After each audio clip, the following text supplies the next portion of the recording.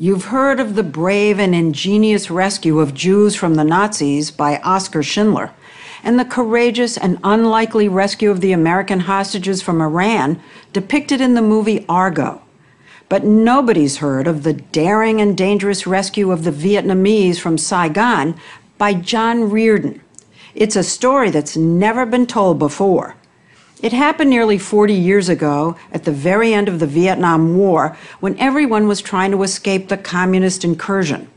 No one was paying attention to an unassuming American banker who had already been evacuated going back in to save his stranded Vietnamese colleagues and their families. The story will continue in a moment. Everybody worked at the bank, spouses and children. Right.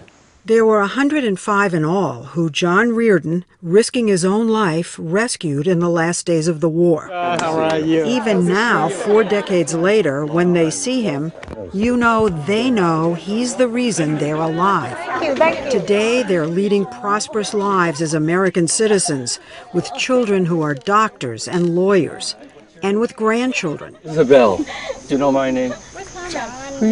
John Riordon. You know my last name. That's more than I know. John Riordon was as far from Rambo and Mission Impossible as you could get. Back in 1975, he was a young banker, handsome and unattached, working as the assistant manager of Citibank in Saigon. They gave you a villa. They gave me a villa. And you lived well. I lived well, yes. He hosted barbecues at the villa for the bank's 34 Vietnamese employees. Tellers, secretaries, accountants. They were like a family, tying their future to American banking.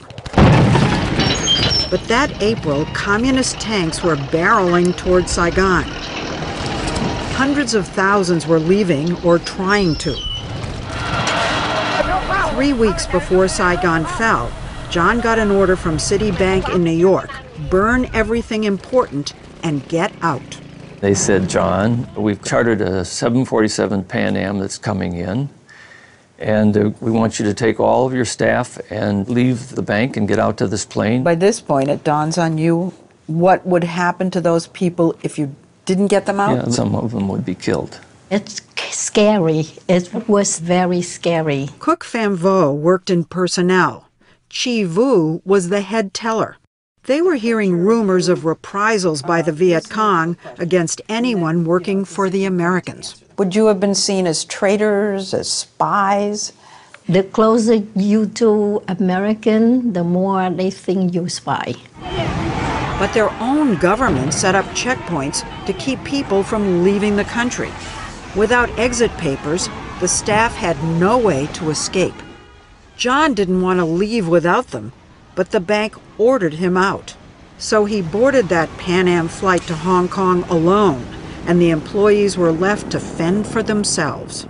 Did you feel abandoned? Yes. Did John say anything to you when he left? I was crying so much. I was worried about my kids, my husband, and he said, "Don't worry, I'll be there for you."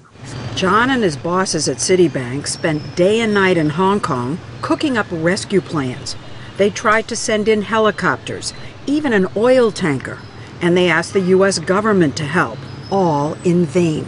I felt we had all those people back in there, and they were counting on us. And many, many times in the conversations we had with them, they said to us, "Don't let us down. Please do everything you can." Come on, gents, let's move it. But after 2 weeks of trying, Citibank said enough. A manager told the Hong Kong team, "If you try some daring rescue mission, you're fired." That night, John's immediate boss, Mike McTighe, a former Marine, asked John to dinner. And just as my steak arrived, and I was picking up my knife and fork, and he's making small talk, and then suddenly he says, "You know, John, one of us has to go back." And I put down my knife and fork and pushed that steak back, and I could feel tears coming out of my eyes. And he said, "Would you go back?" Go back, even though it meant losing his job, possibly losing his life.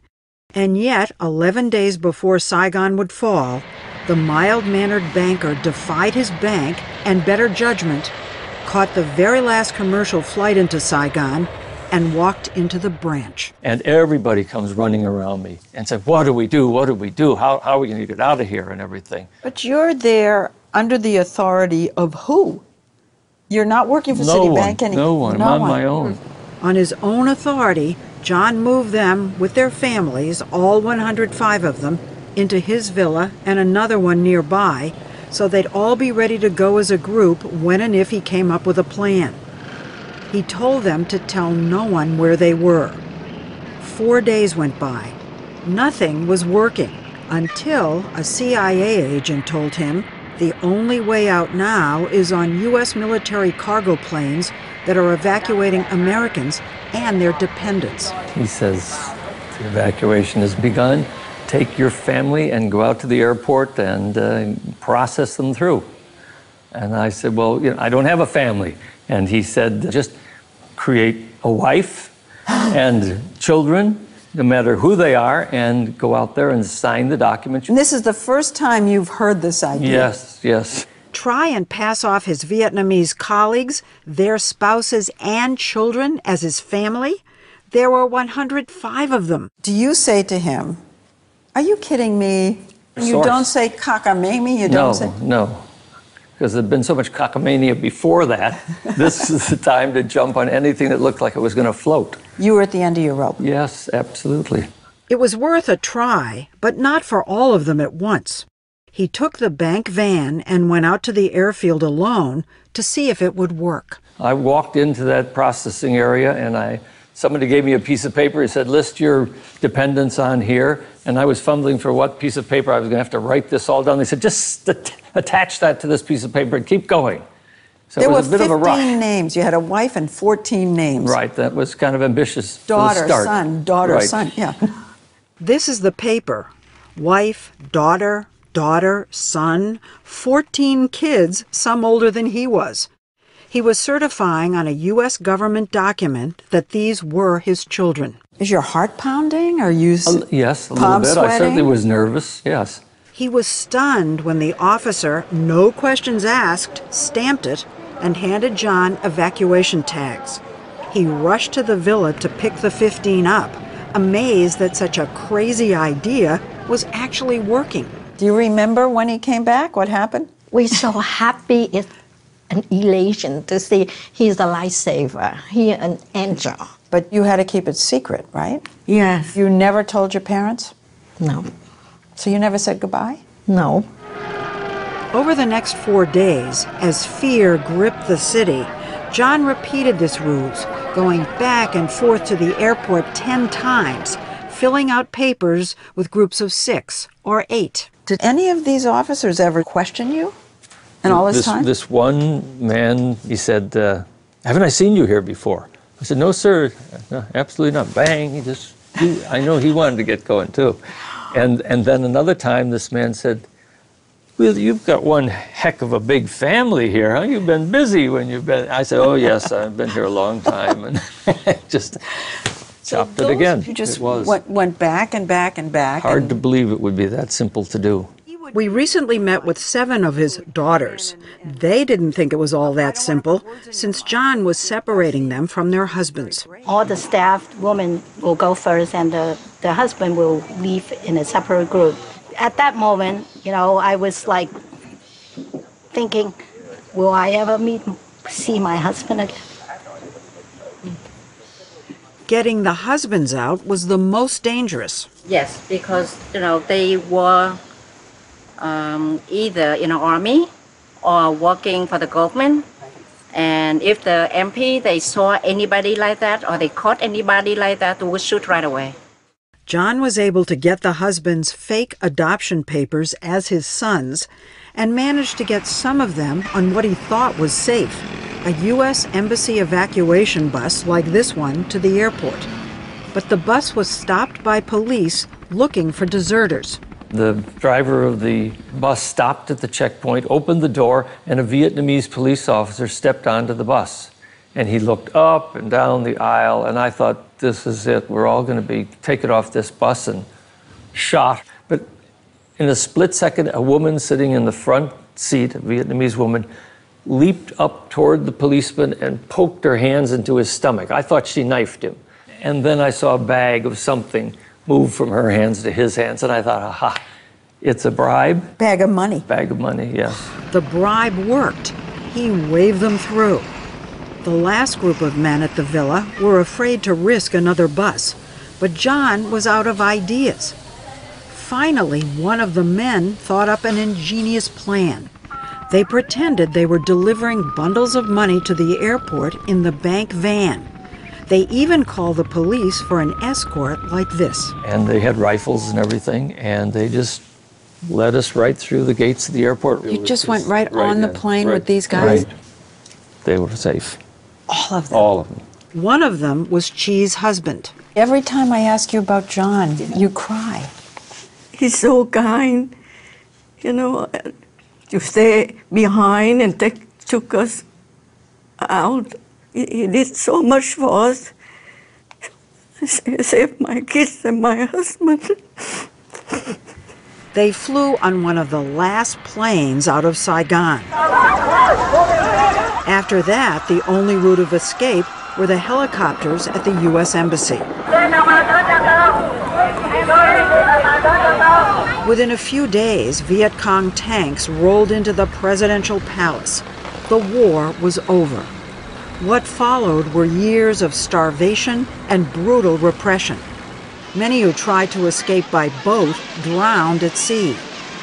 But thanks to John, the Citibank employees were flown out to either Guam or the Philippines and then all reunited at Camp Pendleton in California. Do you think all this time you've been fired? Yeah, I do still think that. I'm not worried about it, though. I'm still alive. They're all alive. That's important things. Well, he wasn't fired. He was given a big bonus and hailed as a hero. At the reunion for John in Long Island with a group of his children, we found out they call him Papa. Nice to see you. Yes, I do. I haven't talked to you in so long. Citibank spent $1 million to resettle all the employees, giving them and many of the spouses jobs. We'll never forget you too. At the time, in Saigon, he thought of his colleagues at the bank as his Vietnamese family.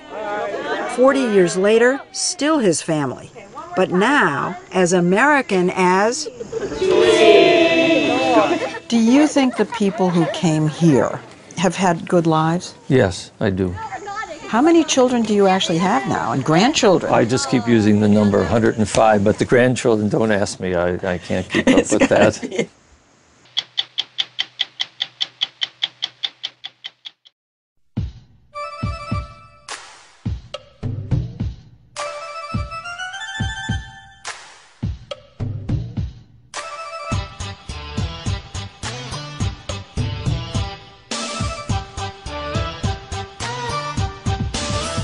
đem Hồ Chí Minh chép sinh ra khói Ba Đình, hàng triệu thanh niên một lần sinh Bắc. Đem Hồ Chí Minh chép sinh ra khói Ba Đình, hàng triệu người trai sao đành từ nào.